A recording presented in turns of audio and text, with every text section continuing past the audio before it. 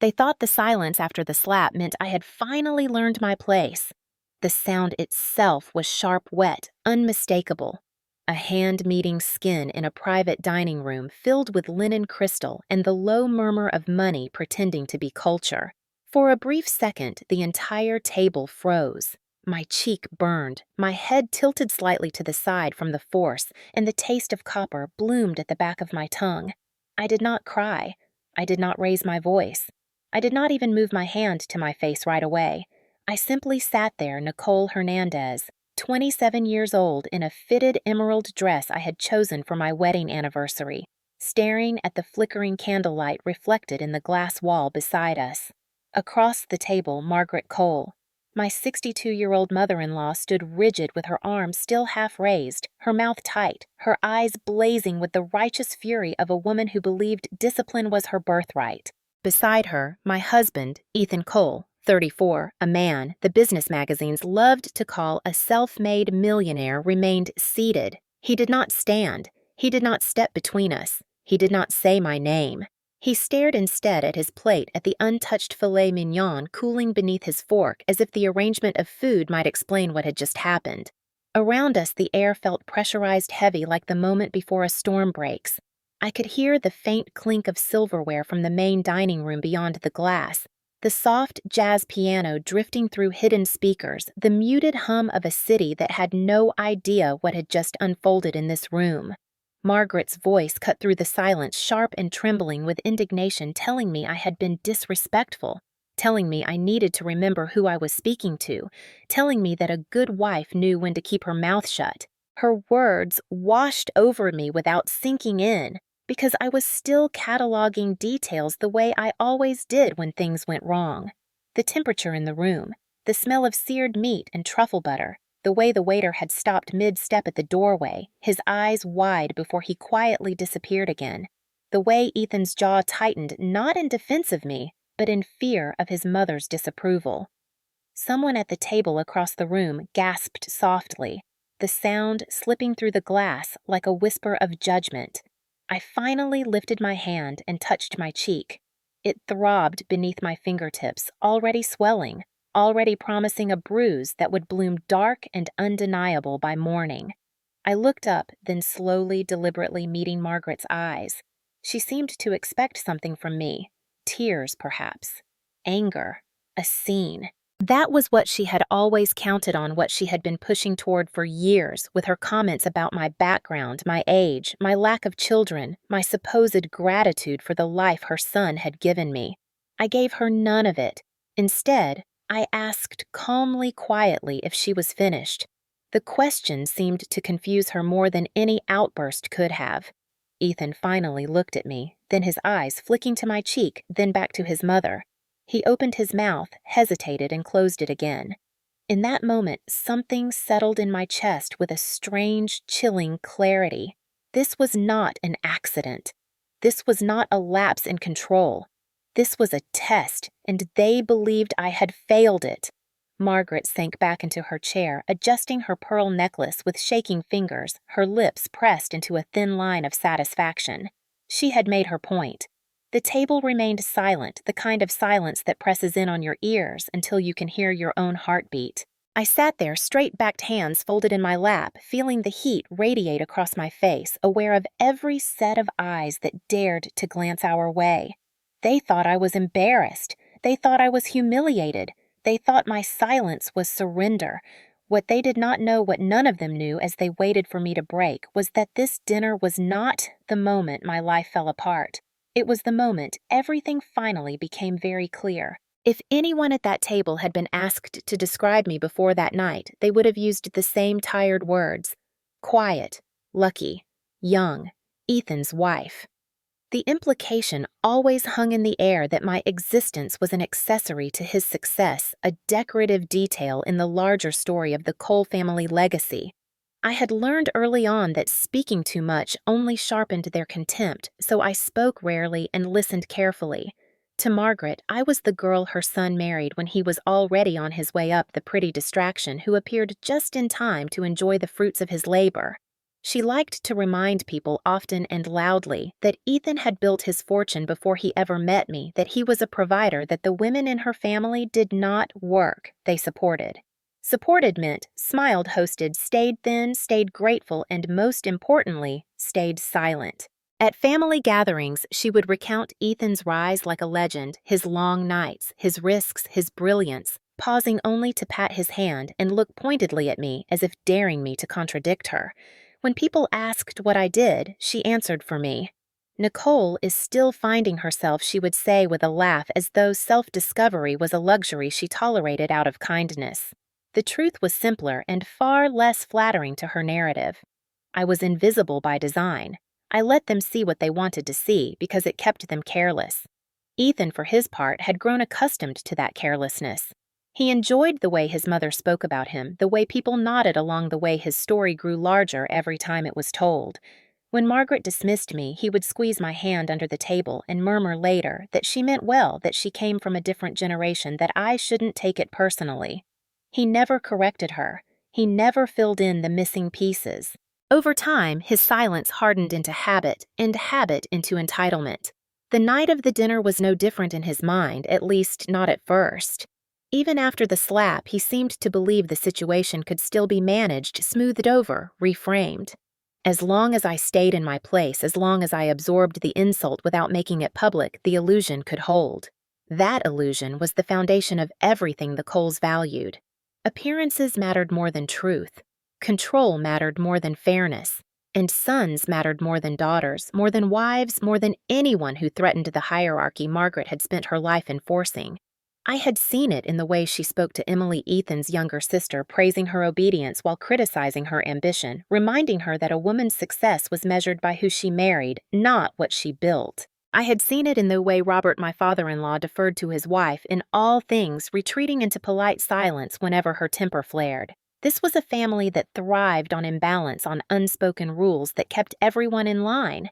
By the time the waiter returned to the table that night, his movements careful and restrained, I understood exactly what role they expected me to play next. The apologetic wife, the peacemaker, the girl who would say she was sorry for provoking such a reaction, sorry for speaking out of turn, sorry for existing too loudly. Margaret cleared her throat and folded her napkin with deliberate precision as if resetting the scene. Ethan finally leaned toward me, his voice low, urgent, telling me we could talk about it later, telling me his mother was under a lot of stress, telling me it would be easier if I just let it go. I looked at him, then really looked at him, at the familiar lines of his face that had once felt safe, and I realized how completely he believed his own story. He truly thought he was the one holding everything together. He truly thought I needed him. What none of them understood, as the plates were quietly cleared and the tension was politely ignored by the staff, was that I had been letting them underestimate me for years, not out of weakness, but out of patience. They thought they knew who I was because they had never bothered to ask, and I had never bothered to correct them. The dinner, the slap, the silence that followed it all fit neatly into the version of me they had created, a woman without leverage, a woman without power. A woman who would endure anything to keep her place at the table. Sitting there with my cheeks still burning, I let them keep believing it because that belief was about to cost them everything. Ethan's story was one Margaret loved to tell, and like all good myths, it improved with repetition.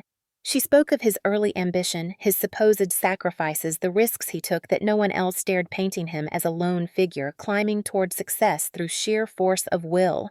According to her, he had built everything from nothing, and anyone who suggested otherwise was either jealous or ungrateful. I had heard the story so many times I could recite it along with her, could anticipate where she would pause for emphasis, where she would lower her voice to make the moment feel earned. The truth, like most inconvenient truths, lived in the details she skipped. When I met Ethan, I was 23, recently relocated, quietly rebuilding after a period of my life I did not discuss at dinner parties. Ethan was charming in the way men are when they believe charm can compensate for instability. He talked big-dressed well and spoke about future deals as if they were already signed. What he did not talk about were the mounting debts, the short-term loans, the investors growing impatient. Those realities surfaced slowly revealed in half-confessions over late dinners, in the way his phone never stopped buzzing, in the tension that crept into his smile when money came up. I listened. I asked questions. I ran numbers in my head while he spoke about vision and timing. I did not interrupt his narrative because I recognized its value. People invested in stories long before they invested in facts. When he proposed, Margaret framed it as the natural next step for a man on the rise, a reward for his hard work. She told friends I was lucky to have been chosen. I smiled for the cameras and let her believe that. What she never saw were the spreadsheets on my laptop at 2 in the morning, the quiet calls with advisors she assumed were friends, the careful restructuring that began long before there was anything worth bragging about. Ethan knew pieces of it enough to feel supported, never enough to feel threatened. He signed what I put in front of him, trusting me the way people trust things they don't fully understand. Margaret, of course, credited his resilience when the first venture faltered, his genius when the second succeeded. She praised his instincts, his leadership, his ability to command a room. She never asked who had negotiated the terms, who had insulated the risk, who had insisted on protections that seemed excessive at the time. Those details bored her. They did not fit the image she wanted to project. Over the years, as Ethan's public profile grew, so did her certainty that the family revolved around him. She spoke of legacy as if it were hereditary, something passed from father to son by right, untouched by the hands that maintained it. I watched her build him up while quietly carving me out of the story, and I understood that this erasure was not personal. It was structural. In Margaret's world, women did not create stability, they benefited from it. They did not protect assets, they enjoyed them. They did not control outcomes, they adapted to them. Ethan, immersed in that worldview, never questioned it. He accepted praise as confirmation and dismissal as background noise. By the time the dinner arrived, by the time Margaret felt entitled to raise her hand and strike me for daring to speak, she was acting on years of reinforced belief. She believed her son's success insulated him from consequence. She believed my silence meant dependence. She believed the roles were fixed. Sitting there, my cheek still aching, I let her believe it a moment longer. I let Ethan believe it too, watching him shift uncomfortably torn between the woman who raised him and the wife he assumed would always absorb the impact. He did not yet understand that myths collapse when confronted with records, that legacy means nothing without proof that the story he lived inside was only possible because someone else had been willing to stay invisible. As Margaret resumed her seat and the conversation tentatively restarted, I felt a familiar calm settle over me, the same calm that came when numbers finally aligned, when contingencies were accounted for, when a plan reached its final stage. They thought this dinner was about asserting control, about reminding me where I belonged. In reality, it was the last act of a narrative that was about to be corrected line by facts they had never bothered to read. The slap was not the first time Ethan had chosen comfort over courage. It was simply the first time the choice had been made so loudly that even strangers could hear it.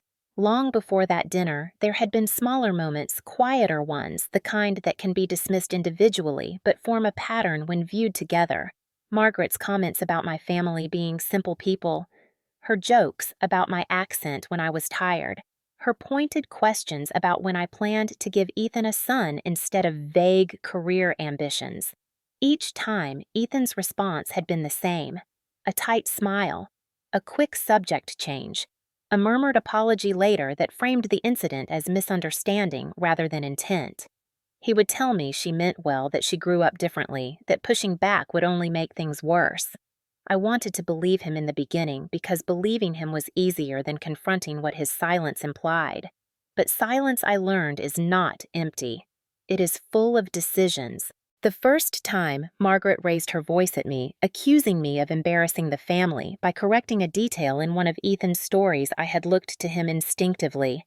He had been standing right beside me, his hand resting lightly on my back. When she snapped, he removed it as if distance might shield him from having to choose. Later that night, he told me I should have let it go, that accuracy was less important than harmony. Harmony in his vocabulary meant Margaret remained pleased and the image remained intact. My role was to absorb friction so that nothing cracked.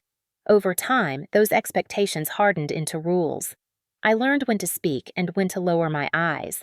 I learned that disagreement, no matter how calm, would be framed as disrespect if it came from me. I learned that Ethan would only intervene if the conflict threatened him directly. The rest he expected me to manage. The night of the dinner when Margaret stood and struck me that lesson crystallized. The room did not matter. The witnesses did not matter. My safety did not matter. What mattered was not upsetting the structure that placed Ethan at the center and everyone else in orbit. I saw it clearly in the way he reacted afterward, the way his concern was aimed not at my face, not at the swelling bruise, but at the disruption. He wanted the situation to be contained, minimized, reframed before it escaped his control. When he leaned toward me and whispered that we could fix it later, what he meant was that I could endure now so he wouldn't have to confront his mother. I realized then that he had been relying on my patience as a resource one he assumed was unlimited. Margaret had relied on it too. They both mistook endurance for permission. That realization did not make me angry. It made me precise. As the dinner continued in strained fragments as Margaret reclaimed her role at the head of the table and Ethan followed her lead, I stopped thinking about how I felt and started thinking about how this would end. Patterns exist because they are allowed to. The only way to break one is to change the cost of maintaining it. For years, the cost of Margaret's behavior had been paid quietly by me. The cost of Ethan's silence had been deferred, accumulating interest in places he never looked. That night, as the conversation limped forward and the waiter poured more wine no one tasted, I understood that they believed the cost would always be externalized. They believed I would smooth it over as I always had, that I would accept an apology that was really a dismissal and return to my place without consequence. They believed that because they did not know what I had put in place long before that dinner, the safeguards that existed precisely for moments like this, when power revealed its ugliest face. I did not correct them.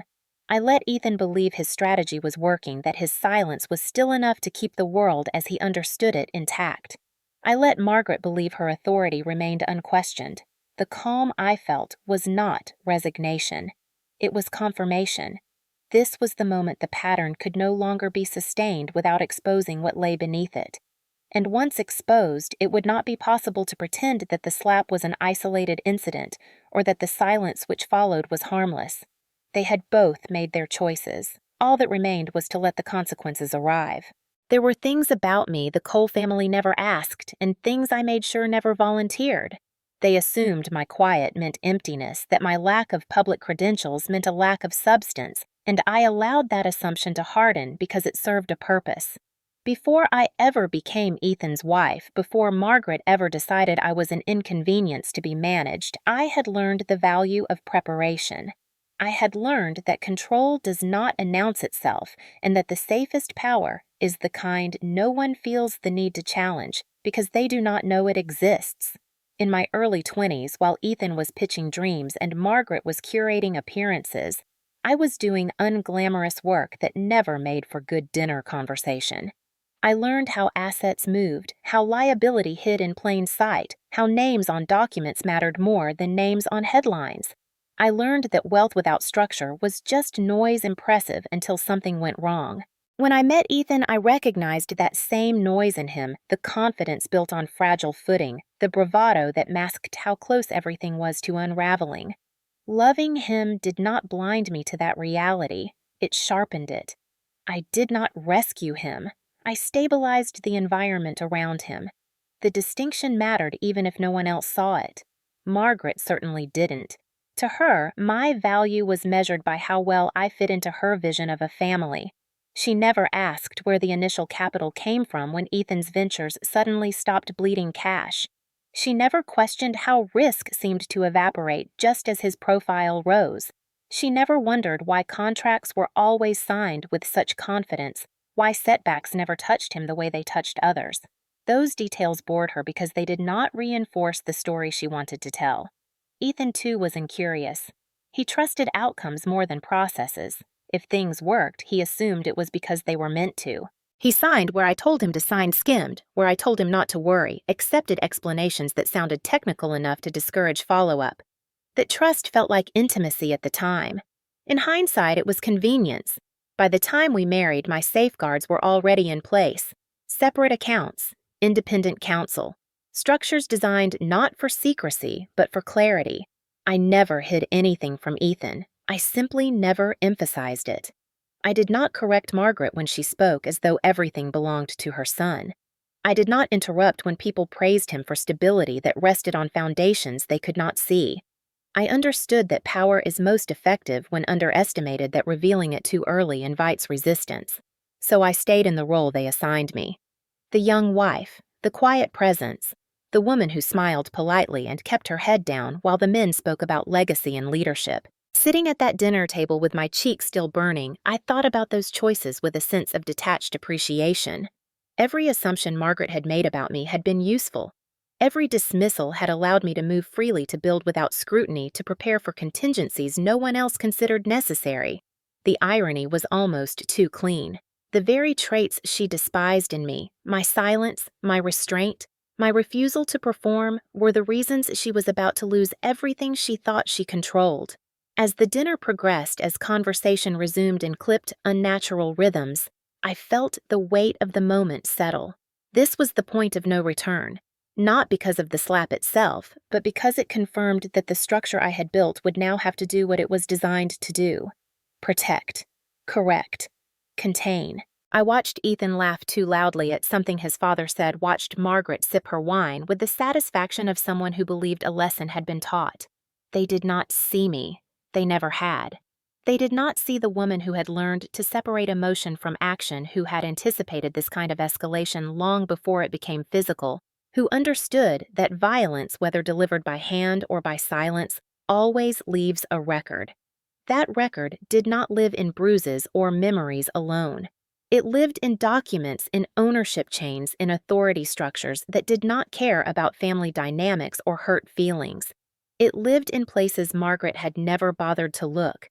As I sat there, composed and quiet, I knew that the next phase would not require me to explain myself or demand respect. It would require only that the truth be presented calmly, methodically, to the people who mattered. And once it was, there would be no way to put the story back the way it was before. By the time the waiter returned with the next course, it was obvious that this dinner had never been meant as a celebration.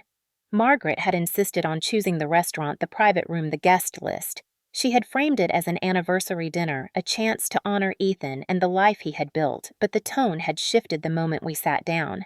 Her questions were not curious, they were prosecutorial.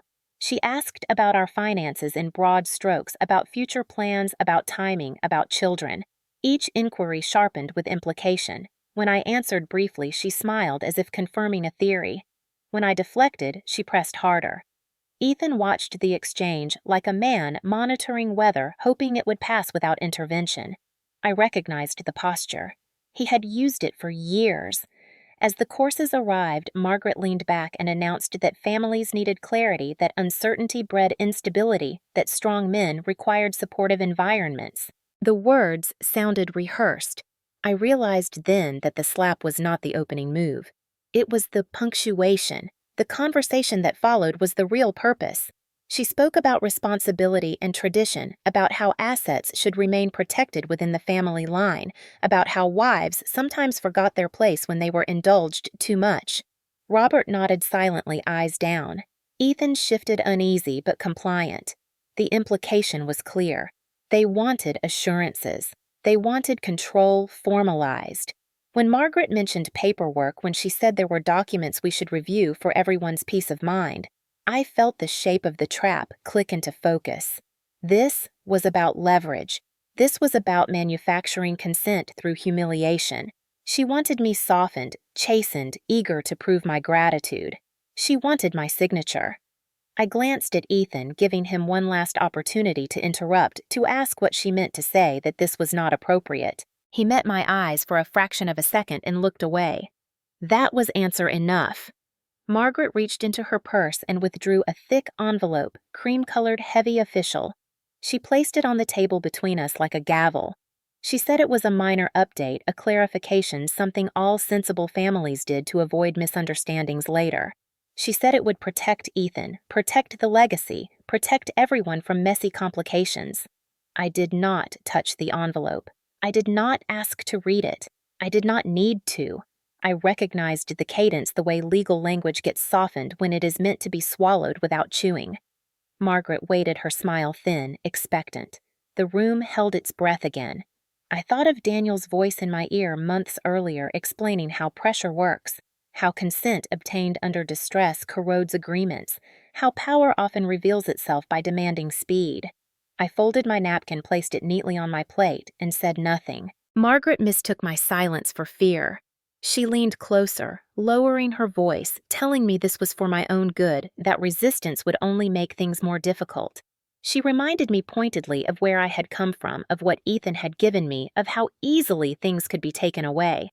The cruelty was precise, designed to shrink me. Instead, it clarified everything. This was not about family harmony. This was an attempted extraction. They believed the dinner, the witnesses, the slap would leave me desperate enough to comply. They believed I would choose comfort over principle. As Margaret waited for my hand to move toward the envelope, I realized how much they had miscalculated. The safeguards I had built did not depend on my cooperation in moments like this. They anticipated refusal. They anticipated escalation. They anticipated exactly this kind of overreach. I took a slow breath, steadying myself, aware of every eye in the room, aware that whatever happened next would ripple outward. This dinner was never meant to end quietly. It was meant to force a decision, and I was ready to make one. I kept my gaze steady, my posture relaxed, letting the seconds stretch. The longer the silence lingered, the more the room exposed itself. Power hates waiting. It demands reaction. Margaret shifted, impatience leaking through her composure. Ethan cleared his throat, offered a half smile to no one, as if charm could still rescue him. I understood then that patience was my advantage. I would not sign. I would not argue. I would let the night continue, let witnesses accumulate, let intent crystallize. Records favor time. Truth favors stillness. And stillness was something I had mastered. It was already too late for them to retreat without consequence, and they did not yet know it. The night had a direction now, and it would carry us there whether they liked it or not. I waited, breathing evenly. Finally. The envelope stayed where Margaret had placed it, an island of paper and threat between the wine glasses, and the longer it sat untouched, the more it seemed to irritate her. She tapped her manicured nail against the table once, then, again, each sound sharp against the linen. She asked too sweetly whether I needed help understanding what I was being asked to sign. She offered to explain it herself, as though translation were an act of generosity rather than control. I thanked her and said nothing more. The words were deliberate, chosen because they gave her nothing to push against. Ethan leaned closer, his voice low and urgent, telling me we should just look at it, that it didn't mean anything, that signing would make the night easier. Easier for whom was obvious. He avoided my eyes as he spoke, already negotiating terms with his conscience. Margaret seized on his tone, nodding as if he had spoken wisely, as if he were already taking charge of a situation she had engineered. She began outlining the document without waiting for permission, describing clauses in vague, reassuring language, emphasizing protection and unity while carefully avoiding specifics. I listened, noting each omission, each softened phrase. It was an amended post-nuptial agreement framed as a safeguard designed to retroactively reassign control under the guise of stability. The trap was not subtle. It relied on shame and urgency, on the assumption that I would be too rattled by the slap, too eager to restore normalcy, to insist on independent review. Margaret spoke about how difficult it was for mothers to watch their sons be taken advantage of, how families needed to ensure that assets remained aligned with contribution, how women sometimes overestimated their role when they married well. The words were cruel, but the intention was colder than cruelty. She wanted me to agree that I was expendable. She wanted my signature to ratify the story she had told for years. I glanced around the table, noting Robert's fixed stare at his folded hands. Emily's tense posture, the way the waiter hovered at the edge of the room, pretending not to listen. The witnesses mattered. Margaret knew that too. She wanted compliance in front of an audience, proof that her authority extended even to moments of public discomfort. Ethan tried again, whispering that we could talk about it later if I wanted, that we didn't have to make a scene. The irony nearly made me smile. They had already made the scene. They had simply expected me to play my part. I took a sip of water, slow and unhurried, letting the coolness ground me. The more Margaret pressed, the clearer the record became. Pressure, coercion, public humiliation leveraged for consent, each element stacked neatly waiting to be documented. When she finally paused, asking directly whether I would sign, I met her gaze and said calmly that I would not be signing anything that night. The reaction was immediate. Margaret's face flushed, her composure cracking as indignation surged forward. She accused me of being dramatic, of holding the family hostage, of embarrassing Ethan in front of people who mattered. Ethan reached for my arm, a warning touch meant to pull me back into line. I moved my arm away. It was a small gesture, but it felt definitive. Margaret's voice rose, her words sharper, now shedding the veneer of concern. She reminded me of my background, of what I would lose without the Coles, of how quickly circumstances could change for someone without leverage. The irony settled heavy in my chest. She believed leverage lived where money was loud, where names were recognized, where authority announced itself. She had no idea how quiet it could be. I told her evenly that threats would not change my answer. The room tightened. Ethan's frustration bled through his restraint. He said I was overreacting, that I was turning a misunderstanding into a problem. I looked at him then and realized he truly believed that signing would solve everything. He believed peace was purchased through submission. He believed I would always choose preservation over principle. That belief had sustained him for years. It had also made him careless. Margaret stood abruptly, her chair scraping against the floor, drawing attention from the main dining room beyond the glass. She leaned over the table, her face close to mine, her voice low and vicious as she told me I was making a mistake I would regret. She said the family would not tolerate defiance, that I should remember who I was married to, that men like her son did not stay tethered to women who forgot their place. The threat hung there naked and unmistakable. I did not respond. I did not need to. Everything that needed to be said had already been said by them. The envelope lay unopened, the document inside, unreviewed, its existence alone enough to establish intent. Emily shifted in her seat, her eyes darting between her mother and me, understanding flickering behind her fear. I felt the night tipping the balance, moving beyond what Margaret could control. She had wanted a signature. What she had created instead was a record. And records once made have a way of speaking for themselves. The tension in the room sharpened into something almost visible. A thin wire stretched too tight, and I knew Margaret felt it slipping from her grasp. She had expected resistance to look like pleading or panic, not composure. Composure disrupted her script. She drew a slow breath, straightened her jacket, and attempted to reset the scene the way experienced manipulators do, by reframing aggression as concern. She told the table she worried about my emotional state, that the stress of recent months had been hard on me, that perhaps I was overwhelmed and reacting impulsively. The shift was subtle but deliberate. This was no longer about paperwork. This was about credibility, about planting the idea that I was unstable, unreasonable, unfit to make decisions without guidance. Ethan seized on it immediately, nodding too quickly, telling me I had been under a lot of pressure, telling me I didn't need to prove anything tonight. The words sounded supportive, but they landed like restraints. I recognized the tactic because I had prepared for it. Months earlier, Daniel had warned me that when power cannot force compliance, it questions capacity. When shame fails, it diagnoses. Margaret's questions turned clinical, asking whether I was sleeping well, whether the dinner was too much for me, whether I needed a moment alone. Each inquiry was a brushstroke in a portrait she was trying to paint, one where my refusal to sign became evidence of fragility. I answered politely, evenly, giving her nothing to build on. The more measured my responses, the more agitated she became. She wanted cracks. She wanted emotion she could weaponize. Ethan's frustration grew alongside hers. He leaned toward me again, this time with an edge, telling me I was embarrassing him, that people were watching, that I needed to stop. I looked past him to the glass wall and saw faces turned our way. Curiosity piqued by the raised voices, the disruption of an evening built on quiet luxury. Margaret followed my gaze and seemed to decide that escalation was necessary. She spoke louder, invoking family duty, accusing me of disrespecting her in public, demanding that I acknowledge her authority. When I did not, when I simply sat there with my hands folded and my breathing steady, she snapped. She called me ungrateful. She called me manipulative. She called me a mistake. The words were meant to provoke, to draw blood in a different way. They failed. The slap had already crossed the line. Everything after it was excess. I felt strangely removed from the scene, as though I were watching from a distance, noting behaviors the way one notes symptoms.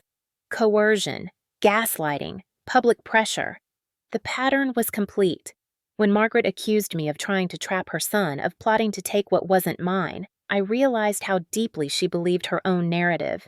She could not imagine a world in which she was not the arbiter of value.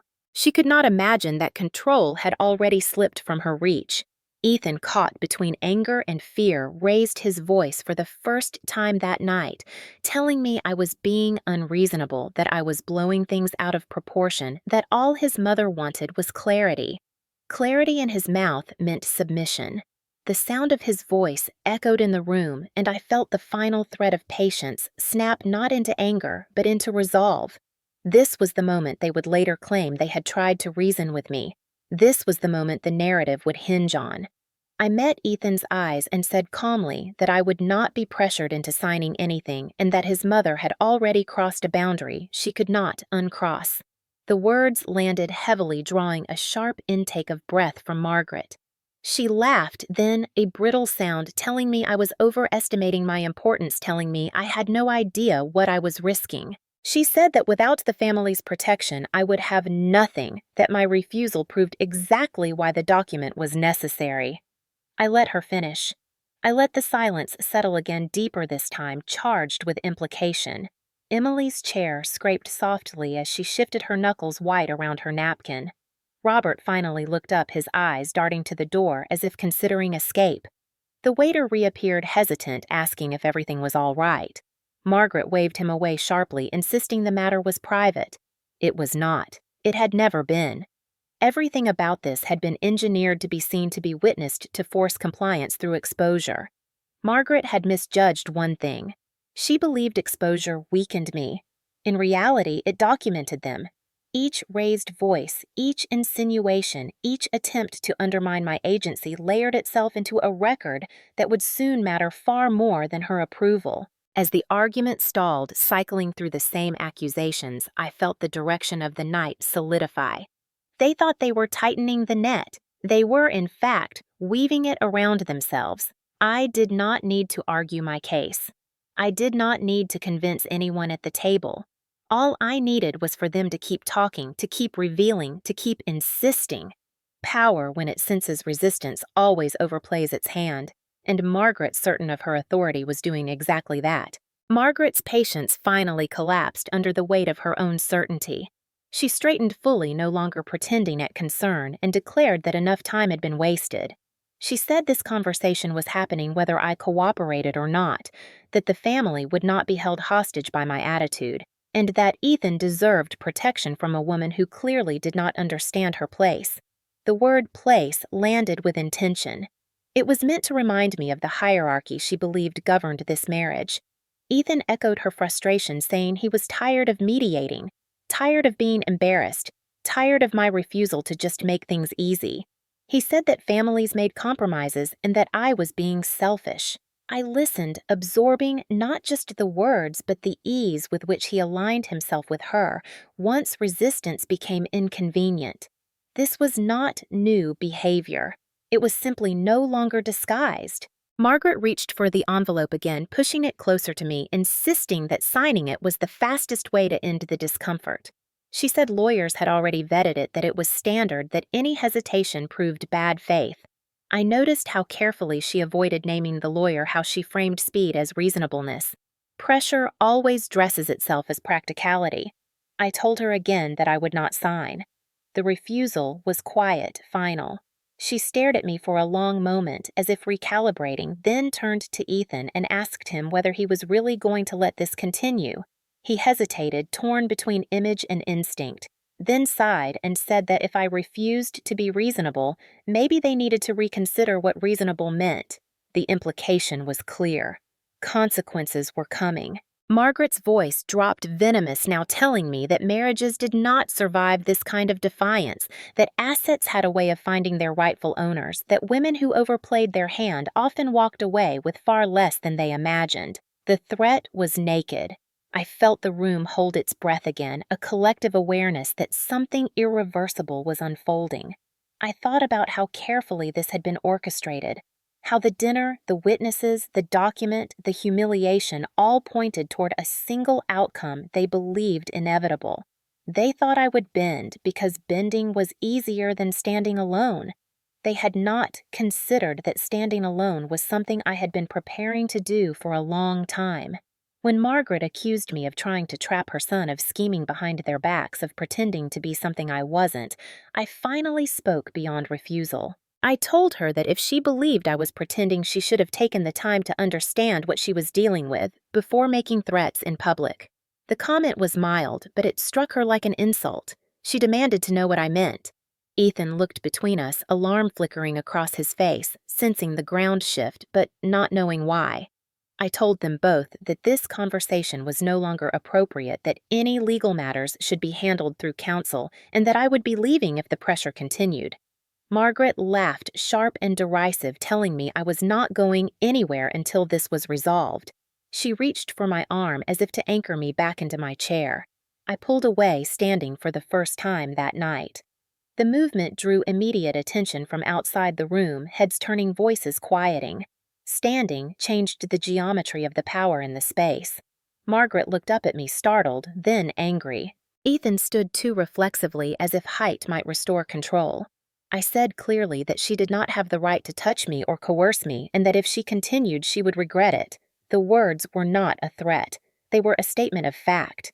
Margaret's face twisted with fury. She told me I was making a spectacle, that I was proving her point, that my behavior justified everything she had said.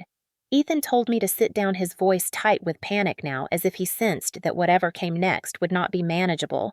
I remained standing. The waiter hovered again, unsure whether to intervene. Margaret waved him off once more, her authority fraying at the edges. She stepped closer, her voice low, telling me that I needed to remember who paid for my life, who owned the house I lived in, who controlled the accounts that kept me comfortable. The confidence with which she said it was almost admirable. Almost. Because it was wrong.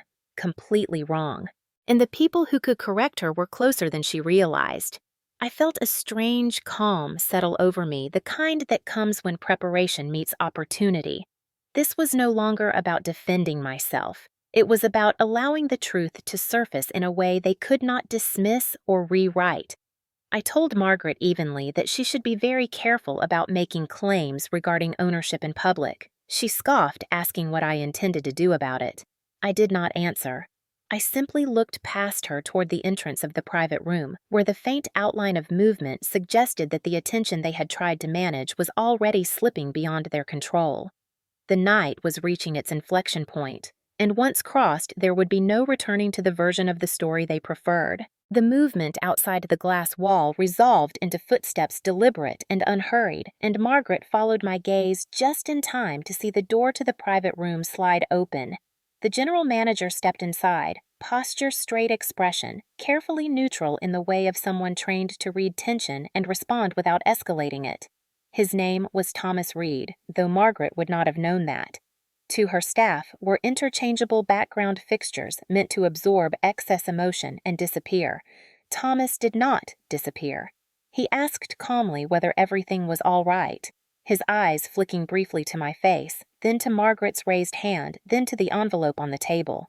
Margaret bristled, telling him sharply that this was a private family matter and that we did not require assistance. Thomas did not leave. He apologized for the interruption and explained that several guests had expressed concern about raised voices and physical contact. The phrase physical contact landed with precision. Ethan opened his mouth to object, then closed it again, aware that denial would be pointless. Margaret scoffed, accusing Thomas of overstepping, reminding him that her family spent a great deal of money here. Thomas nodded politely and said that the establishment valued all guests equally and that any situation involving distress or coercion required clarification. He looked at me again, this time directly, and asked whether I felt safe. The question shifted the room. Margaret stiffened, offended by the implication. Ethan froze, calculating responses. I answered that I was fine, but that I would appreciate some space. Thomas acknowledged this, then turned to Margaret and said that perhaps it would be best to pause the evening until everyone could cool down. Margaret laughed sharply, demanding to know who he thought he was to suggest such a thing. Thomas answered without raising his voice, stating his role and his responsibility to the proprietor. The word proprietor echoed subtle but loaded. Margaret waved it away, insisting that her son was the one who handled these things, that Ethan was effectively in charge here. Ethan nodded, automatically relieved at the opportunity to reclaim authority. Thomas listened, then said that while Mr. Cole was a valued guest, ownership and authority were not the same thing. The distinction seemed to confuse Margaret. She demanded an explanation. Thomas obliged, explaining that the establishment was privately held and that operational authority ultimately answered to the owner. Margaret snapped that she did not care about corporate structures, that this was family business. Thomas replied evenly that assault and coercion were not private matters, especially on private property. The word assault hung in the air, heavy and undeniable. Margaret's face flushed, her indignation morphing into something closer to alarm. Ethan tried to intervene, telling Thomas there had been a misunderstanding, that emotions had run high, that nothing serious had occurred. Thomas acknowledged the explanation, but reiterated that the staff had witnessed enough to warrant concern. He said that if the situation continued, security would be asked to intervene. The room went silent. Margaret stared at Thomas as if seeing him for the first time, recalibrating her assessment of power. She demanded to know who authorized him to speak this way. Thomas answered simply that he was acting within policy and at the discretion of ownership. Margaret turned to me, then her eyes, sharp, accusatory, asking what I had told him, what games I was playing now. I told her I had said nothing. The truth was I did not need to. The environment was doing the work for me. Ethan looked between us, sensing the loss of control, his voice rising as he insisted this was unnecessary, that they were leaving anyway, that everyone needed to calm down. Margaret hesitated, pride warring with self-preservation. She did not like retreating, but she liked public humiliation even less. She gathered herself, smoothing her jacket, declaring loudly that this place was clearly poorly managed and that they would be taking their business elsewhere. Thomas nodded, apologizing for the inconvenience. He offered to have someone escort them out. The offer was polite. The implication was not. Margaret scoffed again, muttering about disrespect and lawsuits and ungrateful people, but she moved toward the door. Ethan followed, casting me a look that mixed anger and disbelief, as though he still could not understand how the evening had turned against him. As they reached the threshold, Thomas turned back to me and asked quietly whether I wished to remain or leave as well. I said I would stay for a moment. He nodded and left the room, the door sliding shut behind him.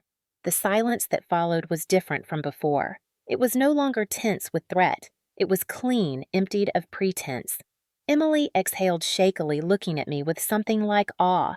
Robert sat heavily, his shoulders sagging, the fight gone out of him. I remained standing, aware of the faint ache in my cheek, aware of how close the night had come to ending very differently. Margaret had intended to corner me to force my compliance under watchful eyes.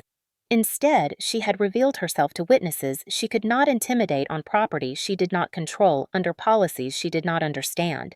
The record was now broader than any document she had brought with her. It included voices, actions, intervention.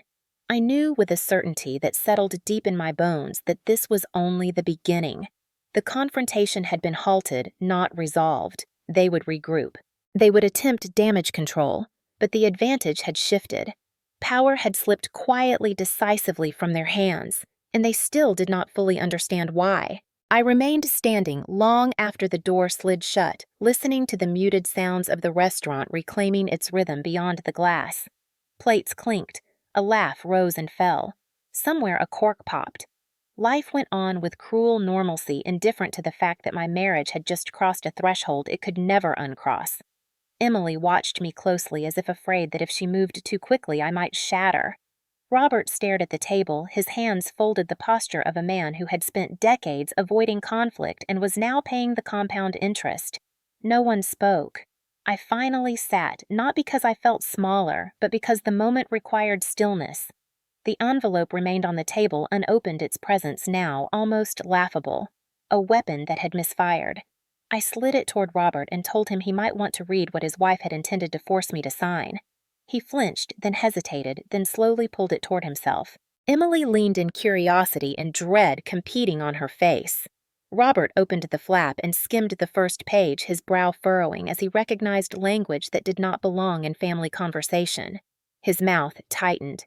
He turned a page, then another, his shoulders sagging further with each line. When he finally looked up, his eyes were wet, not with rage, but with shame. He said nothing, just shook his head once, as if acknowledging a truth he had avoided for too long. Emily reached for the papers, reading quickly, her expression hardening. She looked at me, then really looked as though seeing the architecture beneath the surface for the first time. "They were going to strip you," she said quietly. I nodded. That was the point. Silence fell again, heavier now with understanding. Robert cleared his throat, muttering that Margaret had gone too far, that this wasn't how things were supposed to be handled. The words sounded weak, even to him. I did not argue. There was no need. The damage was done, and responsibility had a way of finding its owners eventually. I stood again, telling them I needed air. Emily offered to come with me. I declined gently. This was something I needed to do alone. I stepped out into the main dining room, feeling eyes flick toward me, and then away, the social contract of discretion reasserting itself. Outside, the night air was cool against my flushed skin. I stood under the awning for a moment, breathing deeply, letting the tremor in my hands subside. The valet glanced at me, concern flickering across his face, and asked if I needed anything. I thanked him and said no. My phone vibrated in my clutch. A message from Daniel. One line. "Are you safe?" I replied yes, adding that it had happened sooner than expected. He responded almost immediately, telling me not to discuss details in writing, reminding me that tonight had already given us more than enough. I slipped the phone away, feeling the strange duality of relief and grief settle in. This was the cost of clarity. You gained truth, but you lost illusions. I watched Margaret and Ethan through the glass as they crossed the dining room toward the exit. She was speaking rapidly, her hands sharp with agitation. He followed half a step behind his head, down his posture, no longer confident. They did not look like victors. They looked like people trying to outrun a narrative that had already formed. When they passed me, Margaret did not look up. Ethan did. Our eyes met briefly. There was accusation there, and confusion, and something else I recognized too well. Fear. He was beginning to understand that the ground he stood on was not as solid as he had believed. He opened his mouth as if to speak, then thought better of it and kept walking. The car doors closed, the engine pulled away. I stayed where I was until the tail lights disappeared into traffic. When I went back inside, Thomas was waiting near the host stand. He asked again if I was all right and told me that an incident report had been filed standard procedure. I thanked him and asked for a copy when it was available. He nodded unsurprised, as though he had already sensed the direction this would go. Back in the private room, Emily hugged me tight and brief, whispering that she was sorry. Robert avoided my eyes, but murmured an apology that came years too late to matter. I accepted it anyway. Closure does not require sincerity to function. I gathered my things, leaving the envelope on the table untouched. Let it sit there, a relic of a failed strategy. As I walked out, I felt the weight of what lay ahead press down on me. Conversations, filings, consequences. But beneath it all was a steadiness I had not felt in years. The worst thing they could do had already been attempted. It had failed. Everything after this would be procedure. And procedure, unlike intimidation, was something I understood very well. I did not go home that night. The house Ethan and I shared, the one Margaret liked to call their family's investment, felt suddenly theatrical, a set built for a role I no longer intended to play. Instead, I drove to the small apartment I had kept in my name since before the marriage, the one Ethan dismissed as unnecessary and Margaret had never bothered to ask about. It was quiet there, stripped of performance, and when I closed the door behind me, the silence did not feel lonely. It felt accurate. I set my clutch down, washed my face, carefully noting the faint discoloration on my cheek, where Margaret's hand had landed already blooming into something that would not be easy to explain away. I took photographs methodically under good light from multiple angles, time-stamped and backed up. Daniel's voice echoed in my head as I did it. Evidence first, emotion later. When I finished, I sat at the small kitchen table and opened my laptop. The work steadied me. I reviewed the account summaries I had pulled weeks earlier, the operating agreements Ethan had signed without reading the trust documents Margaret had never imagined existed. Each file was a reminder that preparation was not paranoia. It was self-respect translated into structure. Around midnight, my phone buzzed again. A voicemail from Ethan. I did not listen to it. I did not need to. I knew the cadence by now. Confusion sliding into accusation, apology edged with entitlement, promises offered without understanding of what they were meant to repair. I archived it unopened. Then came a message from Margaret, long and furious, accusing me of betrayal, of humiliation, of orchestrating an ambush.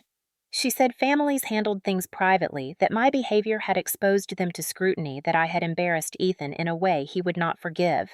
I read it once, saved it, and did not respond.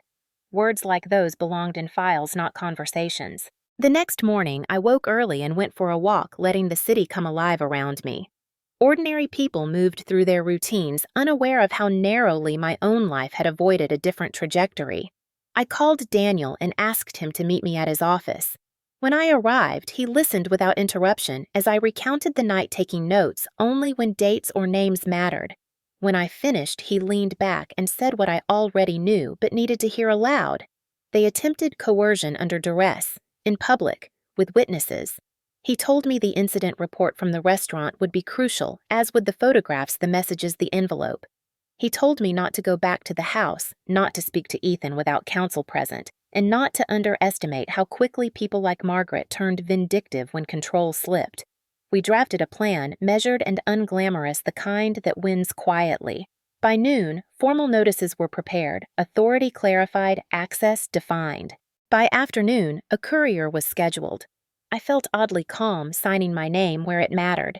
Each stroke of the pen was a small reclamation. Ethan tried calling again. I let it ring. When Daniel asked whether I wanted to file a police report immediately, I said not yet. Not because I doubted the value, but because timing was leverage too. Let them settle into their version of events. Let the contradictions multiply. Late in the day, Emily called. Her voice was tight, apologetic, telling me her mother was spiraling, that Ethan was furious, that nothing made sense anymore. I told her gently that it was not my job to make it make sense for them. She understood. She always had. After the call, I sat alone again, watching dusk settle through the windows. This was the part no one glamorized. The waiting, the administrative quiet after emotional violence. But it was also where outcomes were decided.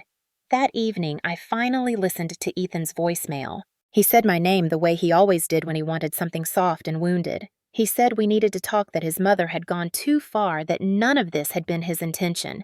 He said he loved me. He said he didn't understand why I was doing this. I deleted it. Understanding was no longer the goal. Clarity was.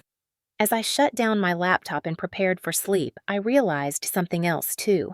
The dinner had been designed to shrink me in front of witnesses. Instead, it had expanded the field. More eyes, more records, more truth. Margaret had wanted silence and submission. What she had created was momentum. And momentum, once started, is very difficult to stop. The courier arrived just after 9 the next morning, a neutral third party with a badge and a practiced lack of curiosity. I signed, he handed over the envelope, and the transaction ended as cleanly as it began. Inside were copies of the notices Daniel had prepared overnight, already served electronically as well, but paper mattered to people like Margaret. Paper felt real. Paper carried weight. I read through them once more, not because I doubted the content, but because repetition steadied me.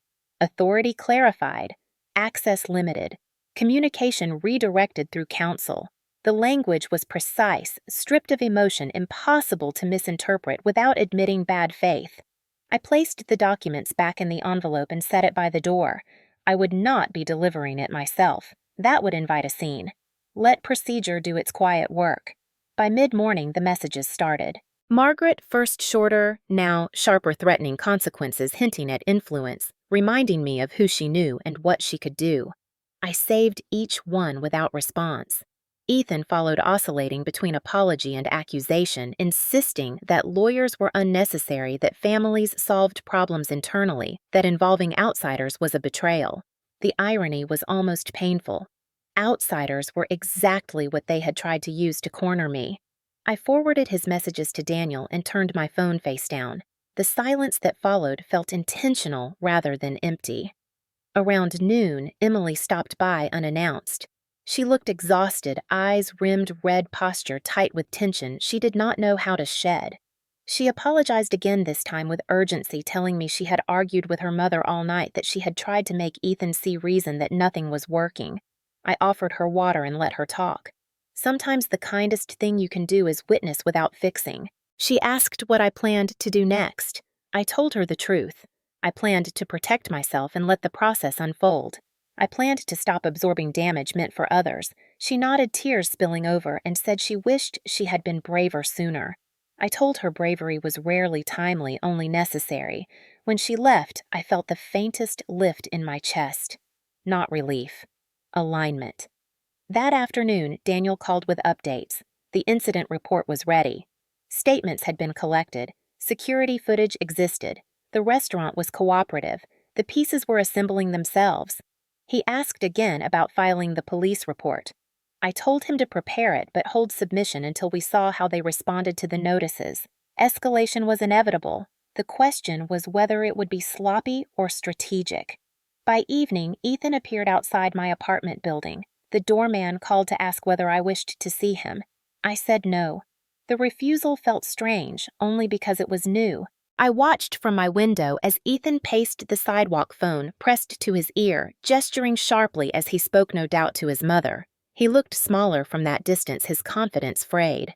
After 20 minutes, he left. I slept better than I had in weeks. The next day brought more noise.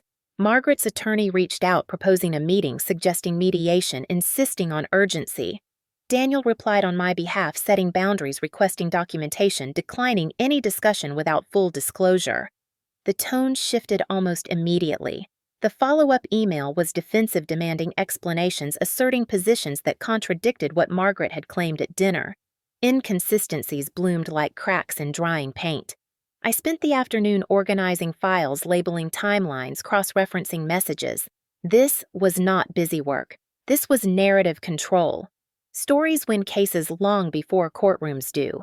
That night, Ethan emailed a single line. "We need to talk." I replied with Daniel's contact information and nothing else. The simplicity felt radical. The next morning, Margaret escalated. She sent a message accusing me of theft, of manipulation, of planning this from the beginning. The projection was textbook. I forwarded it, archived it, and went for a run. Physical motion quieted the static in my head. By the time I returned, Daniel had left a message. He said Margaret's attorney had overplayed their hand, threatening actions they could not substantiate, referencing assets they did not control. He said this was good. People reveal themselves most clearly when they believe they are cornered. I showered, dressed, and sat at the table again, opening my laptop. The work ahead was not dramatic. It was not cinematic. It was careful, incremental, disciplined, and it would change everything. The dinner had been the spark. This was the burn. By the end of the week, the tone of every message shifted from outrage to calculation. Margaret's certainty fractured first, then Ethan's.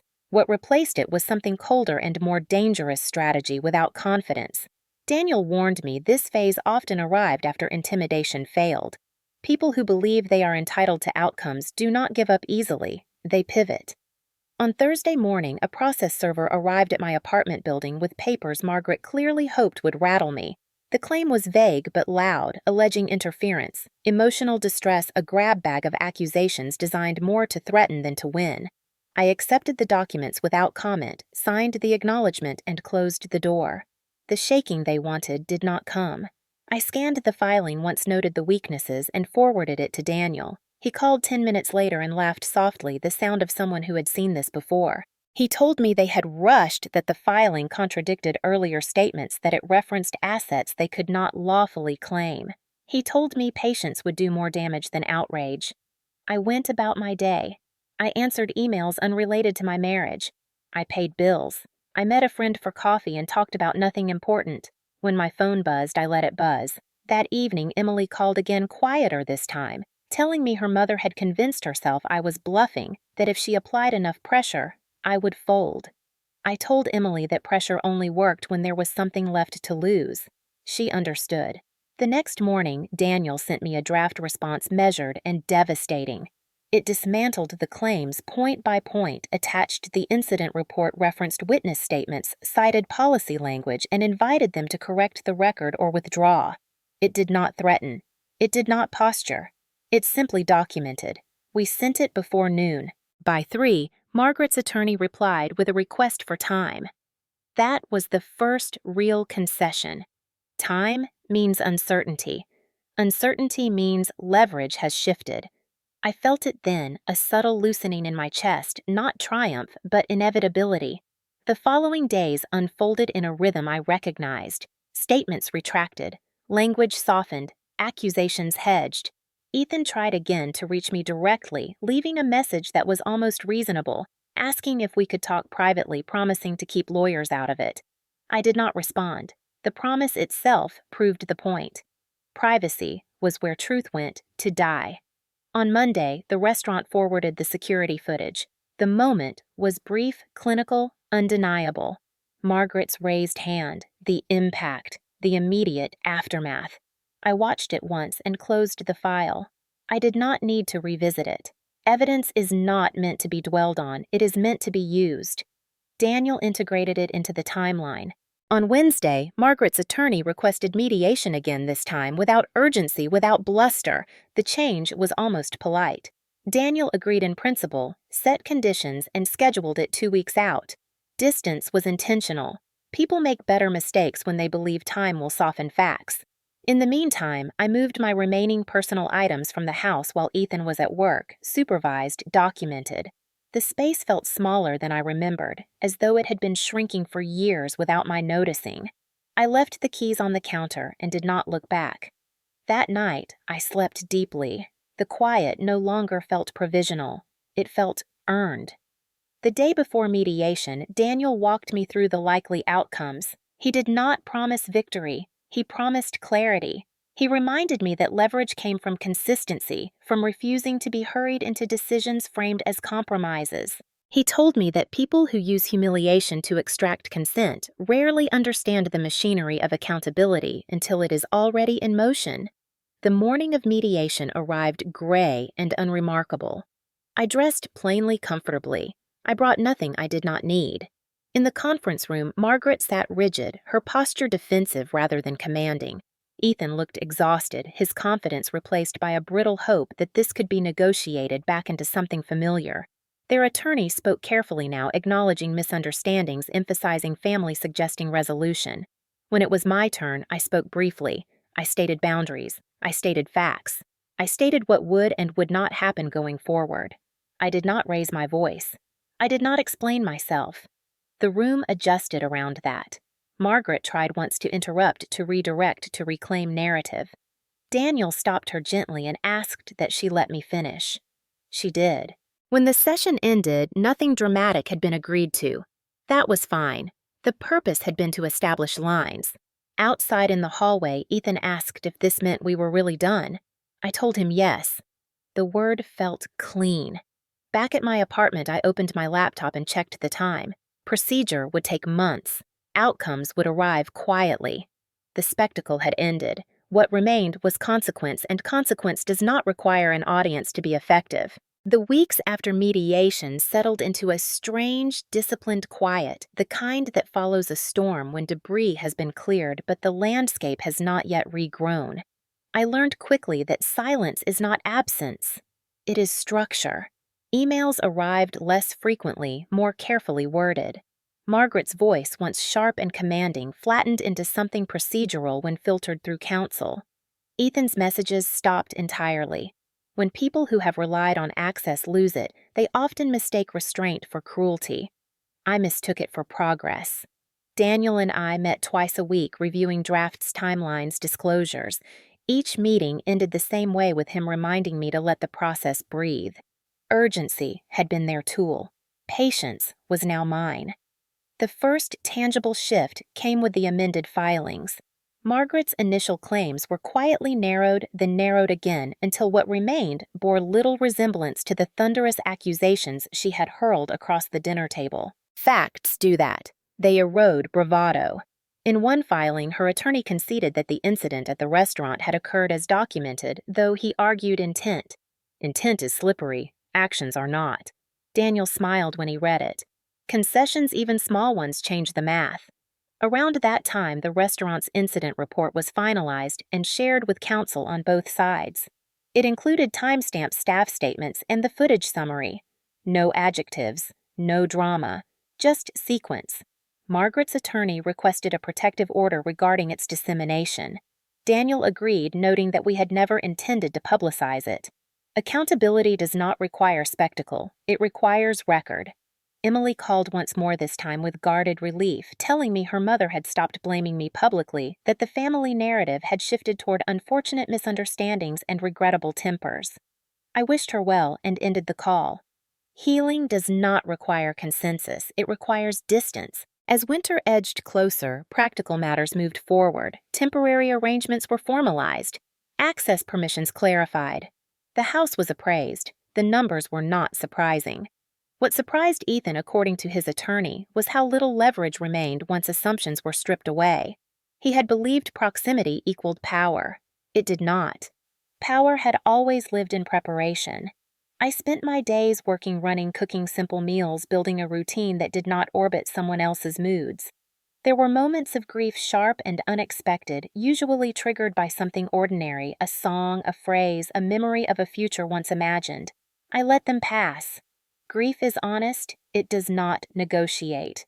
One afternoon, Daniel forwarded an email marked urgent. Margaret's attorney proposed a settlement framework. The language was careful, almost deferential, offering terms that would have been unthinkable months earlier. No public statements, no retaliation, clear separation. Mutual non-disparagement. It was not contrition. It was containment. I read it twice and asked for time, not to bargain, to consider. That evening, I walked the long way home, letting cold air sharpen my thoughts. The choice was not between mercy and vengeance. It was between closure and continuation. I met Daniel the next day and told him which terms I would accept and which I would not. We countered with precision. 2 weeks later, agreement was reached. The paperwork was dense and dull, exactly as it should be. When I signed the final page, there was no rush of triumph, no cinematic release. There was a steady exhale, the kind you don't notice until it happens. Ethan signed the next day. Margaret did not attend. She did not need to. The document bound her all the same. Afterward, Daniel asked how I felt. I searched for the answer and found it surprisingly simple. I felt done. The months that followed were quiet in a way that allowed growth. I painted the apartment walls a color I liked. I donated clothes chosen for a life I no longer lived. I accepted invitations I had once declined out of obligation elsewhere. I slept. Occasionally, I wondered whether Margaret still told the story her way, whether she framed the outcome as a loss or an injustice. It no longer mattered. Stories fade. Records persist. On a cold afternoon in early spring, I ran into Thomas outside the restaurant purely by chance. He asked how I was. I said well. He nodded satisfied and said he was glad things had worked out. He did not ask for details. People who understand boundaries rarely do. As I walked away, I realized something else had shifted. The night of the dinner had been designed to diminish me in public. Instead, it had taught me how durable quiet power could be. Not loud, not performative, just consistent. I carried that lesson forward not as armor, but as alignment. The future did not need defending. It only needed room. The first morning after everything was finalized did not feel triumphant. It felt ordinary, and that ordinariness was its own kind of victory. I woke without checking my phone, made coffee, and sat by the window watching the city move through its familiar motions. For the first time in years, nothing was waiting to ambush me. No message that needed managing. No mood that needed anticipating. No authority that needed appeasing. The quiet was not fragile. It held. I went back to work that week not with the hunger of escape, but with a steadiness I had forgotten was possible. Colleagues noticed the difference before I did. Someone said I looked rested. Someone else said I seemed lighter. I smiled and let the comments pass. Language has a way of catching up to truth eventually. I spent evenings reclaiming small rituals, cooking without rush reading before bed, walking without destination. These were not rewards. They were repairs. Occasionally, a thought of Margaret surfaced, usually uninvited, usually triggered by something trivial. A sharp voice in a cafe, a dismissive laugh. I noted it and moved on. The agreement did not erase memory. It simply relocated it to a place where it could no longer dictate behavior. Emily reached out once more months later to tell me she had moved. New city, new job, distance of her own. I wished her well. We spoke kindly, cautiously, like people who had survived the same weather from different sides of the house. She asked if I was happy. I told her I was honest. Happiness, I had learned, was often a byproduct, not a goal. That spring, I enrolled in a class I had once postponed indefinitely. It met on Tuesday nights in a room that smelled faintly of dust and possibility. I sat in the back at first, listening more than speaking, letting curiosity lead without pressure.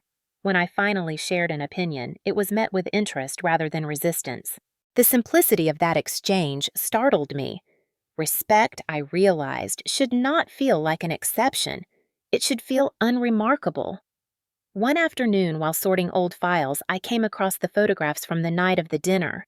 The faint bruise had long since faded, but the image still carried weight. I considered deleting them. Instead, I archived them and labeled the folder clearly. Not out of fear, out of clarity. Evidence does not need to be carried, but it does need to be preserved.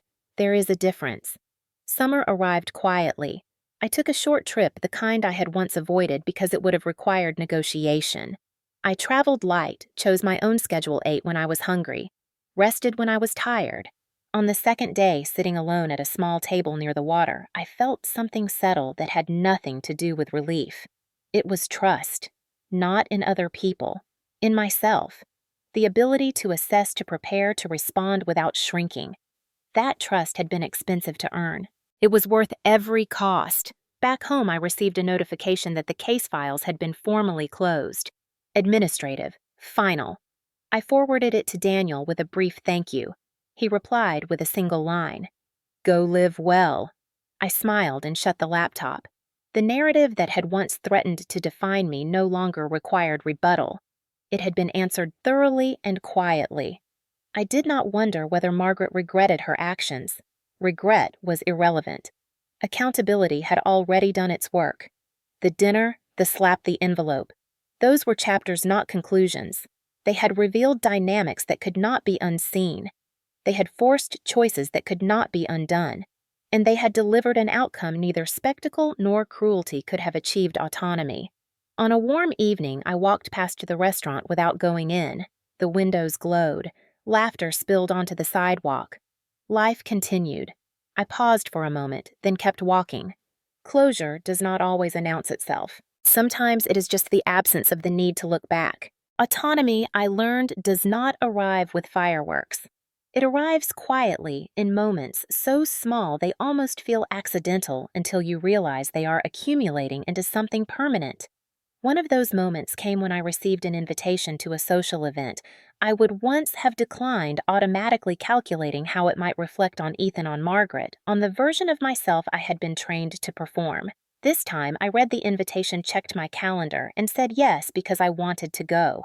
The simplicity of the decision startled me. At the event, no one asked about my marriage. No one measured my worth against someone else's last name. I was introduced by my own, and it was enough. Conversations flowed easily, not because I was trying harder, but because I was no longer editing myself for approval. That night, walking home, I realized how much energy had once been spent maintaining equilibrium in rooms that were never designed to hold me comfortably. Removing myself from those rooms had not made me smaller. It had made the world larger. Work followed a similar pattern. Opportunities appeared not because doors were thrown open dramatically, but because I noticed them sooner, unburdened by the need to check whether success would threaten anyone else's ego. I accepted a project that would have made Ethan uncomfortable, one that required visibility and decision-making without apology. The work was challenging, absorbing, satisfying in a way that felt clean. When I presented my findings weeks later, the room listened. Not because I demanded attention, but because I spoke with the confidence of someone who trusted her own preparation. That trust had been forged under pressure, tempered by restraint, and it held. Occasionally, news filtered back through mutual acquaintances. Margaret had retreated socially, citing health fatigue, a desire for privacy. Ethan had changed firms or positions or narratives depending on who was telling the story. None of it stirred anything sharp in me. Distance had recalibrated my emotional scale. What once would have felt seismic now barely registered. One afternoon sorting mail, I found a handwritten note from Robert. It was brief, awkward, sincere in its own limited way. He apologized for his silence, for not intervening, for letting things go too far. He did not ask for forgiveness. He did not excuse his wife. He simply acknowledged his failure. I read it once and placed it in a drawer. Accountability accepted does not require reply. The seasons turned again, and with them came a sense of continuity I had not realized was missing. My life was no longer punctuated by crises masquerading as conversations. Decisions unfolded on timelines I chose. Even conflict, when it arose, felt different. It was direct, proportionate, survivable. I no longer feared it. Fear, I discovered, thrives in ambiguity. Clarity starves it. On an ordinary Tuesday, I attended a lecture that ended with a discussion about power, about how it often hides in habits rather than hierarchies. As the speaker talked, I thought of Margaret, of how certain she had been that authority was inherited, that it lived in volume and intimidation. I thought of how easily that illusion had collapsed under documentation and patience. Power, real power, had turned out to be less theatrical and far more durable. It lived in foresight and boundaries, in the refusal to be rushed into bad decisions. After the lecture, a woman approached me, someone I barely knew, and said she admired how calmly I handled myself. I asked what she meant. She said she had heard a version of my story, distorted but recognizable, and that what stood out was not the conflict but the composure. I thanked her and let the moment pass. Composure had once been survival. Now it was simply how I moved through the world. That night alone in my apartment, I thought back to the dinner, to the slap to the envelope waiting to be signed. I remembered the instinct to placate, to smooth, to make it end quickly. I remembered choosing not to. That choice had redirected everything, not dramatically, methodically. I poured a glass of wine and sat by the window, watching lights blink on across the city. There was no audience, no verdict being read aloud, just a quiet sense of alignment. The life I was living now did not require defense. It fit. And that, more than any apology or acknowledgement, felt like resolution. Resolution, I discovered, does not close a story so much as it changes the way you tell it to yourself. The events that once felt like a single defining rupture slowly rearranged themselves into context, important but no longer central. I noticed this shift the first time I caught myself recounting the past, without tightening, without bracing for judgment or disbelief. The facts stood on their own. I did not need to defend them. I did not need to soften them. That freedom altered the texture of memory itself. I began to recognize how often I had mistaken endurance for virtue, how readily I had absorbed discomfort because it was familiar, how easily I had confused silence with peace. These realizations did not arrive as accusations. They arrived as corrections, gentle, firm, necessary. One evening, while cleaning out a drawer, I found the pen Ethan had given me years earlier, the one he insisted was professional, as if legitimacy could be bestowed through accessories. I held it for a moment, amused by how symbolic it had once seemed. I placed it in a donation box without ceremony. Objects lose their power when narratives change. Around the same time, I was asked to mentor a younger colleague. She was capable, cautious, uncertain in ways I recognized. During our first meeting, she asked how I learned to speak so clearly in difficult rooms. I told her the truth. I learned by being underestimated until I refused to participate in my own erasure. The words surprised both of us. They were not rehearsed. They were simply accurate. Over the next weeks, our conversations drifted beyond work into boundaries, into the invisible labor women perform to keep systems comfortable. I did not offer prescriptions. I offered perspective. Watching her begin to claim her space felt like a quiet continuity, a reminder that autonomy multiplies when modeled. Autumn returned, and with it a familiar crispness that once would have carried dread. This year, it did not. I marked the anniversary of the dinner without intention, realizing only afterward that the date had passed unremarked. Time had done its work. The sharp edges had dulled not into indifference, but into understanding. I could see Margaret now not as an antagonist, but as a cautionary study in entitlement, left unchecked in authority confused with dominance. That clarity did not excuse her behavior. It contextualized it. Context is not forgiveness. It is accuracy. Accuracy is freeing. One afternoon, while walking through a neighborhood market, I ran into someone who recognized me from before.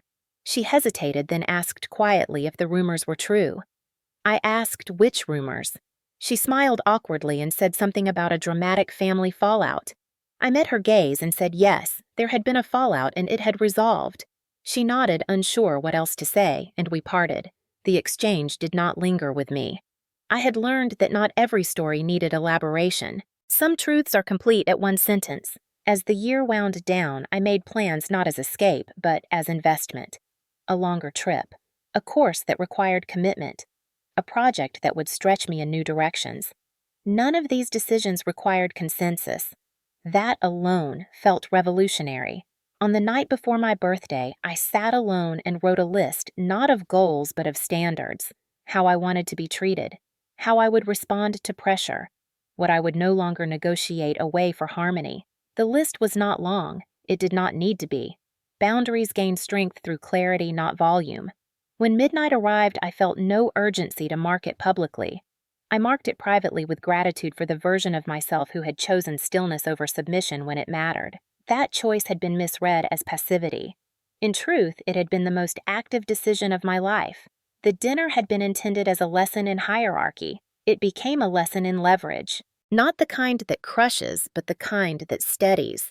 I did not emerge hardened. I emerged calibrated. The world did not become kinder overnight. I simply learned how to navigate it without surrendering myself in the process, and that I realized was the real inheritance of the night that tried to break me and failed. Calibration once achieved reveals itself in unexpected ways. It showed up the afternoon I declined an opportunity that would have impressed the wrong people. Months earlier, I would have said yes automatically, measuring worth through visibility and approval. This time, I read the offer, assessed the cost to my time and focus, and declined without apology. The relief that followed was immediate and instructive. Power. I understood now was not the ability to say yes loudly. It was the ability to say no cleanly. The absence of negotiation was its own confirmation. Around then, I began to notice how often others mistook composure for compliance. A colleague pushed a deadline without consultation, assuming I would absorb the inconvenience. I corrected the timeline calmly and held it. The adjustment was respected without drama. Another attempted to reassign responsibility after the fact. I documented the original agreement and declined. No raised voices, no resentment. Just record and resolve. These moments were small, but they compounded. They formed a pattern that others adjusted to quickly. Boundaries, when enforced, consistently teach people how to behave without confrontation. One evening at a dinner with friends, the conversation turned to family obligations and the unspoken rules that govern them. I listened more than I spoke, recognizing versions of my former self in their compromises. When asked for advice, I did not offer slogans. I offered a question: who benefits when you stay quiet?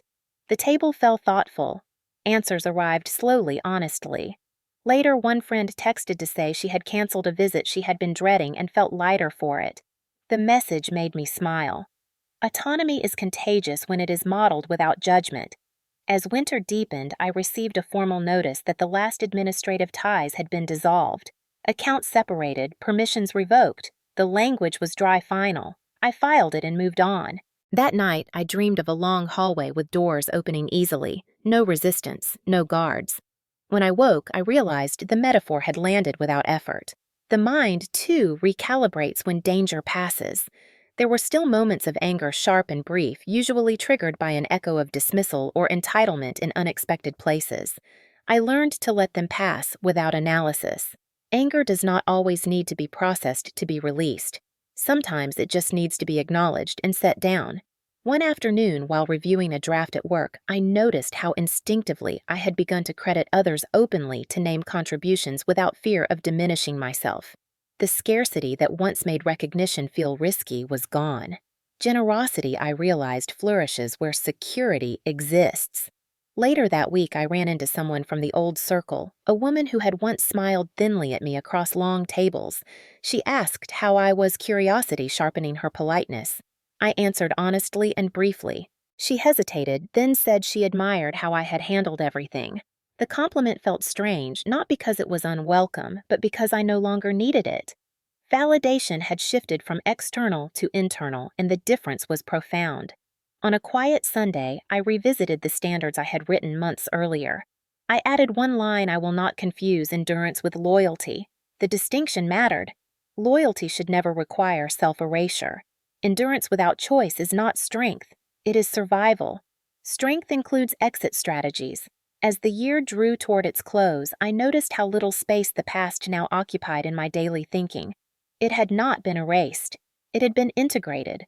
The dinner, the slap, the envelope, they had become reference points, not anchors. Lessons, not identities. I understood now that the true cost of that night was not pain, but permission. Permission to stop explaining. Permission to prioritize accuracy over harmony. Permission to trust preparation over performance. On an ordinary evening, I stood at my window again, city lights scattered like quiet affirmations. I thought about the version of myself who had sat at that table, hands folded, breathing evenly, while power tried to rush her. I felt gratitude toward her. She had not fought. She had not fled. She had waited, observed, and chosen with precision. That choice had not just ended a chapter, it had rewritten the rules by which I lived. And that rewrite, I knew, would continue to shape every room I entered long after the echoes of that dinner had faded into silence. The rewrite did not announce itself as a grand pivot. It unfolded the way durable change often does through repetition. I noticed it in how I prepared for meetings, not by anticipating objections, but by clarifying objectives. I noticed it in how I listened less to appease and more to understand. I noticed it in how I chose my words precise without being defensive. Precision, I learned, disarms more effectively than volume ever could. When disagreements arose, I documented first and spoke second. When expectations were unclear, I asked for definition rather than absorbing ambiguity. These habits were not reactions to the past, they were investments in the future. Over time, they produced a quiet reputation. Reliable, direct, unflappable. Labels I had once envied now attached themselves without effort. One afternoon, a senior colleague asked how I stayed so calm when things became contentious. I told him the truth. I had learned what escalation cost, and I no longer paid that price. The answer seemed to satisfy him. It satisfied me more.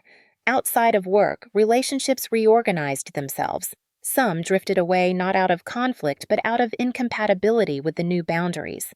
Others deepened, strengthened by the absence of performance. I spent more time with people who asked questions rather than made assumptions, who listened without waiting to speak. The shift felt natural, inevitable. When your internal architecture changes, the rooms you occupy change with it.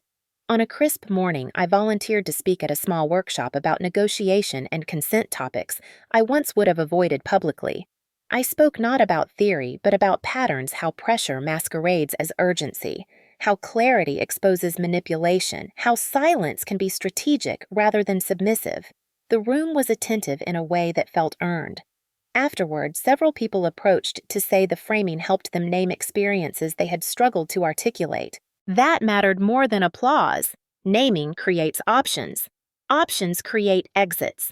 As the months passed, I stopped thinking of the dinner as a turning point and started thinking of it as a calibration check. It had tested my systems under stress and revealed where they held and where they needed reinforcement. I reinforced them.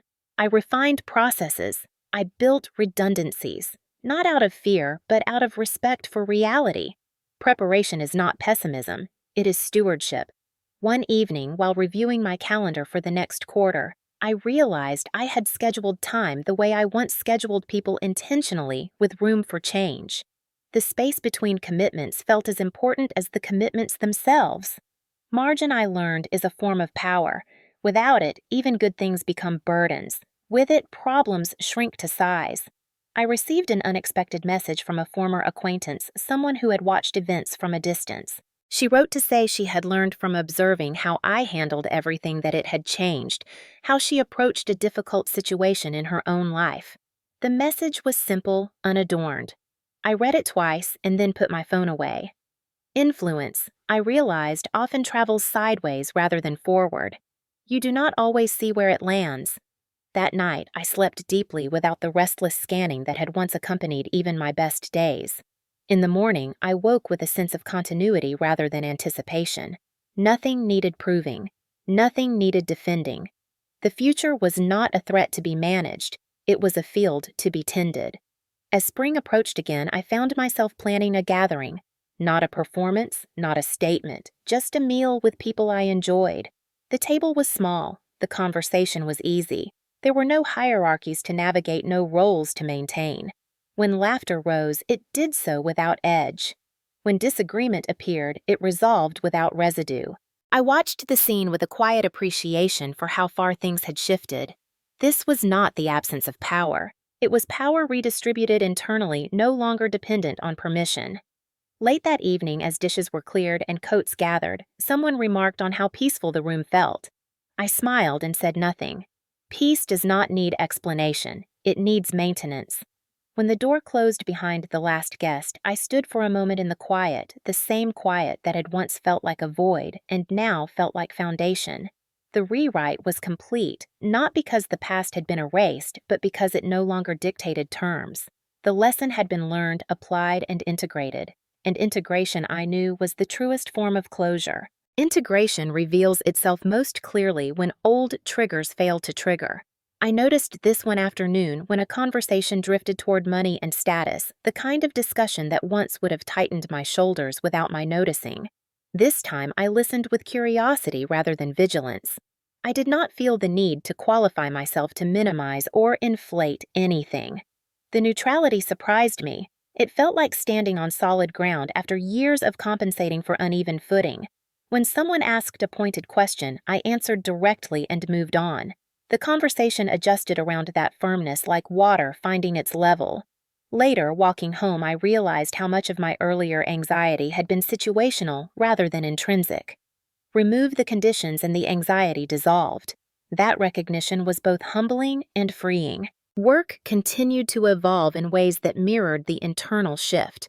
I was asked to lead a small team through a contentious project with multiple stakeholders and competing interests.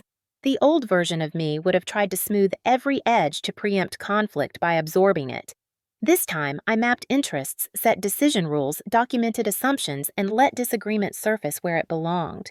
The process was not louder, it was clearer. When pressure arrived, it was distributed rather than concentrated. At the end, one stakeholder remarked that the project had been surprisingly calm. I smiled at the phrasing. Calm is not the absence of friction, it is friction managed by design. Outside of work, I made a habit of choosing environments that supported who I was becoming rather than who I had been. That meant fewer rooms built on comparison and more spaces built on curiosity. I attended talks, joined a small reading group, said yes to invitations that felt expansive and no to those that felt performative. The quality of my attention improved. Attention, I learned, is the currency that determines what grows. When I stopped spending it on appeasement, it invested itself in competence, in joy, in rest. There were still moments of reflection, usually late at night, when the past surfaced not as pain, but as pattern.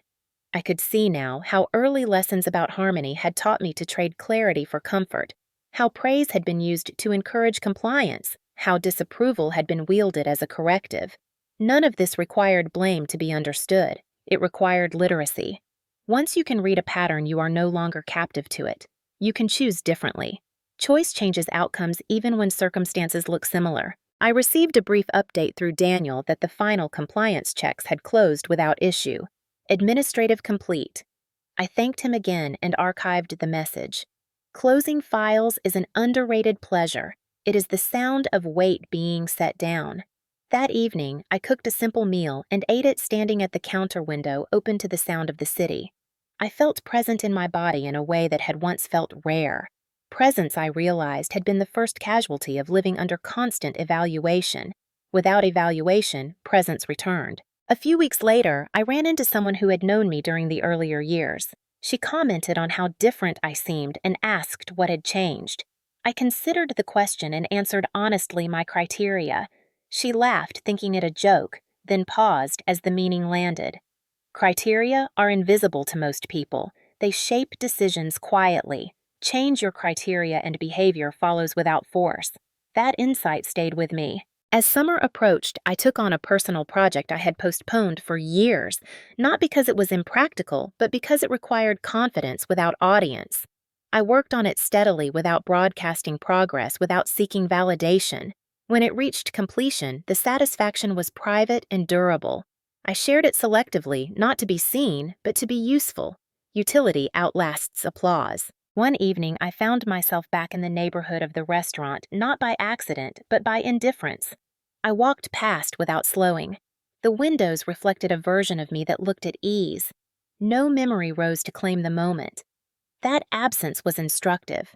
Healing is not forgetting. It is the loss of compulsion to revisit. At home, I opened a notebook and wrote a single sentence at the top of a blank page. What do I want to build next? The question felt spacious rather than urgent. I did not answer it immediately. I let it sit confident that the answer would arrive on a timeline that respected complexity. Integration had taught me that rushing insight produces brittle outcomes. Patience produces durable ones. As the night settled, I turned off the light and lay in the quiet, the same quiet that had once felt like exposure and now felt like shelter. The story had not ended. It had stabilized. And stability, I knew, was the platform from which meaningful creation begins. Stability changed the questions I asked myself, and that change mattered more than any external milestone. Instead of asking how to avoid conflict, I began asking how to design environments where conflict could be handled without damage. Instead of wondering whether I was welcome in certain spaces, I asked whether those spaces deserved my time. The shift was subtle but decisive. It affected how I evaluated opportunities, how I set expectations, how I measured success. Success was no longer proximity to power or approval from authority. It was coherence between my values and my actions. When that coherence existed, outcomes followed naturally. When it did not, no outcome was worth the cost. I saw this clarity reflected back to me in small ways. Meetings ended on time. Decisions were respected. Disagreements resolved without residue. People adjusted their behavior around consistency the way structures adjust around load. I did not announce boundaries. I enforced them. That enforcement was quiet, predictable, and therefore effective.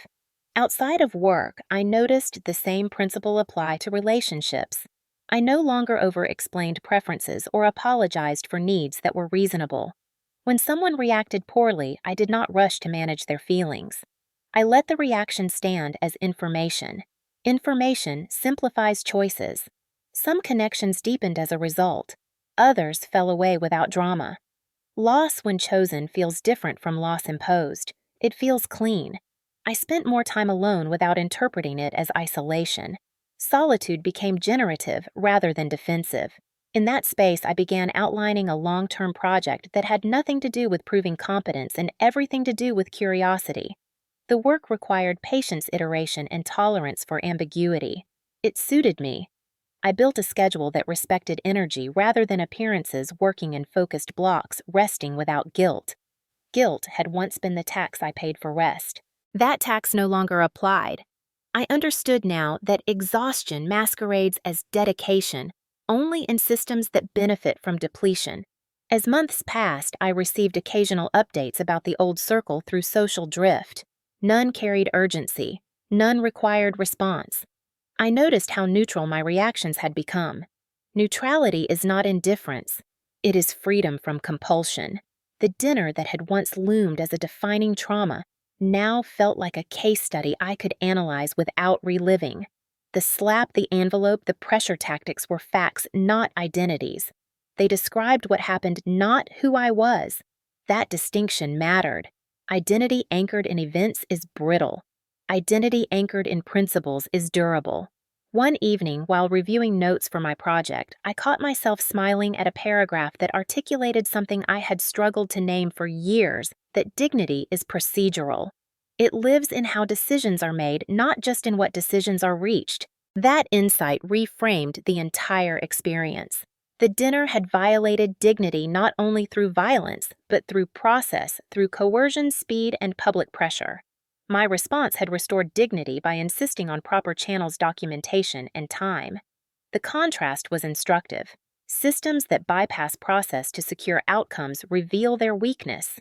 Systems that honor process withstand scrutiny. I built the rest of my work around that idea, applying it wherever I could. The result was not perfection. It was resilience. On a quiet afternoon, I met someone new. A conversation sparked by shared interests rather than shared history. We spoke easily without performance. At the end, there was no sense of having auditioned or been evaluated. The ease felt radical. It reminded me how much relational friction had once been normalized in my life. I made a note to protect that ease, not by clinging to it, but by maintaining the standards that allowed it to exist. As the year turned, I reviewed the list of standards I had written and found that none needed revision. That surprised me. Growth often demands updates. This time, it demanded consistency. Consistency is not stagnation. It is alignment maintained over time. When alignment holds, complexity becomes manageable. I closed the notebook and set it aside. There would be time to add more later. For now, it was enough. That night, I slept deeply without dreams that required interpretation. The mind, too, respects systems that work. Consistency revealed itself not as rigidity, but as relief. When standards are clear, decisions become lighter because fewer variables compete for attention.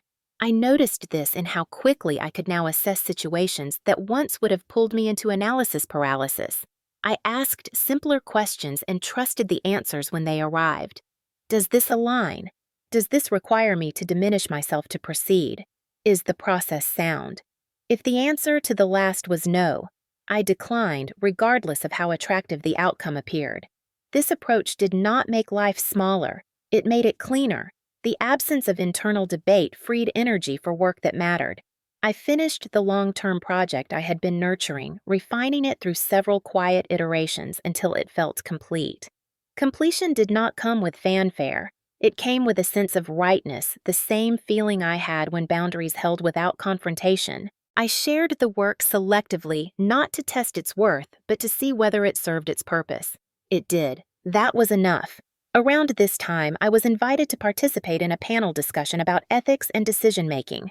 The invitation would once have felt loaded an opportunity to perform credibility. This time, I evaluated the format, the intent, the audience. I accepted because the process respected substance over spectacle. On the day of the panel, the questions were thoughtful, the conversation measured. When the topic turned to power dynamics, I spoke about process again, about how urgency is often manufactured to bypass consent, about how documentation protects everyone, about how dignity is preserved when people are given time and information to decide freely. The response in the room was quiet but engaged. Afterwards, several attendees thanked me for articulating something they had experienced but struggled to name. Naming, I had learned, is a form of relief. It gives people options where there were none. Outside of these moments, life remained deliberately ordinary. I shopped for groceries, kept my calendar light, maintained routines that supported focus and rest. Ordinary days stacked into stability. Stability created capacity. Capacity made room for creativity. I began sketching ideas for what might come next, not as obligations, but as invitations. The notebook filled slowly without pressure. Some ideas would remain sketches. Others would grow. I did not need to decide immediately. The ability to wait had become one of my most reliable tools. From time to time, echoes of the past resurfaced in subtle ways. A dismissive tone in a meeting, a manipulative appeal to urgency, a public push for private compliance. Each time I recognized the pattern quickly and responded with the same calm precision. Clarify terms, slow the timeline, redirect through proper channels. The response worked not because it was clever, but because it was consistent. Patterns lose power when they are named and countered predictably. I did not need to be angry to be effective. Effectiveness does not require heat, it requires structure. One evening, while organizing digital files, I came across the folder labeled with the date of the dinner. I paused, considering whether to keep it archived or move it to deep storage. I chose to keep it where it was not out of fear, but out of respect for record. Records are not reminders to relive. They are references to consult if needed. I closed the folder and continued organizing. The action felt neutral. That neutrality was the signal. On a warm night, I attended a small gathering where conversation drifted easily across ideas and experiences. At one point, someone asked what I believed was most misunderstood about strength. I answered without hesitation. That strength is not loud. It is legible. It makes sense when you examine it closely.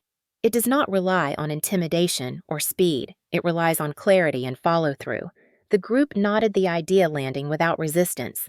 Later, walking home, I reflected on how far that understanding had carried me. The dinner had tested my ability to hold still under pressure. Everything since had tested my ability to move forward without carrying unnecessary weight. I had passed both tests not by being exceptional, but by being prepared and consistent. Preparation had once been invisible labor. Now it was simply how I lived. As the night settled, I returned to my apartment and opened the window, letting air move through the room. The city hummed softly, a reminder that life continues independent of any single narrative. I felt grounded not because the past had been conquered, but because it had been integrated into a system that worked. The story was nearing its end, not because there was nothing left to say, but because what mattered had already been said and lived. All that remained was continuity. Continuity, I learned, is the quiet proof that a system holds. It does not announce itself. It simply keeps working when attention shifts elsewhere. I noticed it most clearly on an ordinary morning when I realized I had gone an entire week without thinking about the dinner at all. Not as avoidance, as absence. The memory had not been pushed away. It had simply lost relevance. What once demanded vigilance now required none. That was how I knew the work was complete. I moved through my days with a steady rhythm, making decisions that felt proportionate rather than reactive. When challenges appeared, I met them with the same principles that had guided me through the worst of it slow. The timeline clarify, authority document reality, choose deliberately. These were no longer strategies. They were habits. Habits shape outcomes long after intentions fade. One afternoon, I received an email from someone I had not heard from in years, a mutual connection from the old world. The message was polite, tentative, asking whether I might be open to reconnecting. I read it carefully and felt no pull in either direction. That neutrality was instructive. I declined kindly without explanation. The decision left no residue. That, too, was continuity. In the past, every choice had felt like a referendum on my worth. Now choices were simply choices. The difference was profound. As time went on, I became more attentive to what I allowed to enter my life, not out of fear, but out of stewardship. Attention, energy, trust. These were resources. I allocated them consciously. I built friendships that were reciprocal rather than performative. I pursued work that rewarded accuracy rather than theatrics. I rested without justification. None of this required declaration. It required consistency. On a quiet evening, I revisited the notebook where I had once written my standards. I read them slowly, line by line, and felt a sense of recognition rather than aspiration. These were no longer ideals, they were descriptors. I had become someone who lived them. That realization did not inflate me, it settled me. Identity. I understood now is not what survives crisis. It is what remains afterward when there is no audience and no pressure to perform. That remainder is the truest measure. Occasionally, people asked how I had managed to walk away with such composure, how I had avoided becoming bitter. The question always surprised me. Composure had not been a moral achievement, it had been a practical one. Bitterness requires ongoing investment. It requires revisiting harm repeatedly to extract meaning. I had chosen instead to extract instruction and move on. Instruction compounds. Bitterness stagnates. The choice was simple once I saw it clearly. One evening I hosted a small dinner in my apartment. Nothing elaborate. Good food, comfortable chairs, honest conversation. As people talked and laughed, I watched the scene with a quiet appreciation. There were no power plays to manage, no unspoken hierarchies to navigate. The ease in the room was not accidental. It was the product of boundaries enforced long before anyone arrived. At the end of the night, after the last guest left, I cleaned the kitchen slowly, unhurried. I stood for a moment in the quiet, noticing how complete the silence felt. Not empty, complete. The dinner that had once threatened to define me had instead clarified what I would no longer tolerate and what I would insist upon. It had revealed the difference between inherited authority and earned credibility, between noise and leverage, between submission and patience.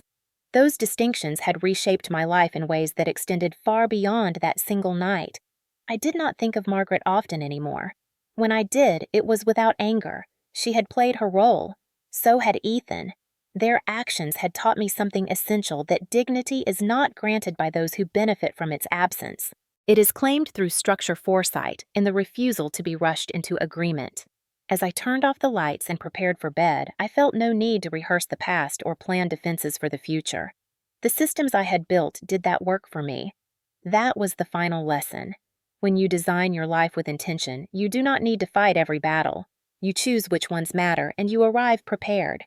The story ended not with revenge or reconciliation, but with alignment, with a life that made sense, with continuity.